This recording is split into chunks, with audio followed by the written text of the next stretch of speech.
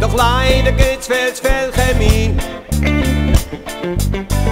Das dient nur dem Interesse von der Industrie.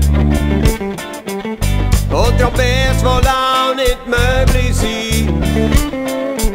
Das kleinste Kräutchen wird heute Abend gespritzt.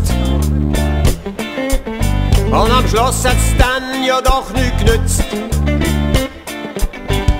Und das Geld ist in die Kasse von Monsanto gelaufen. Aber die sind jetzt auch abgesoffen. Wie soll das weitergehen? Wo soll das hingehen?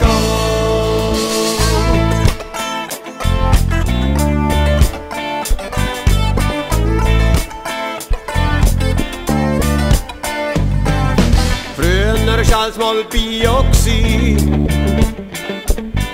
Doch leider ist das schon lang vorbei. Heute ist alles voll Hormone und Pestizide.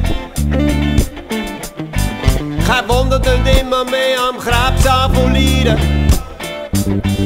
Dazu kommt noch der Stress und die schlechte Luft. Viel mehr braucht's nicht mehr und du liegst in der Gruft. Wie soll das weitergehen? Wo soll das hingehen? Oh mio, mio, Wird sieht dann unsere Zukunft aus? oh mio, mio, Geht's bald nur noch Schnaps und Äpfelmus?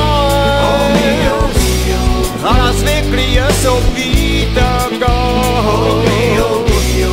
Wie viel braucht's dann noch, bis wir's können verstehen?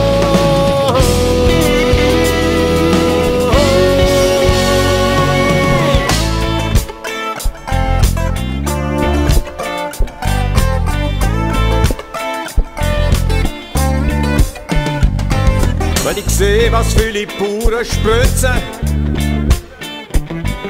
so bringt mich das schon ein bisschen schwitzen.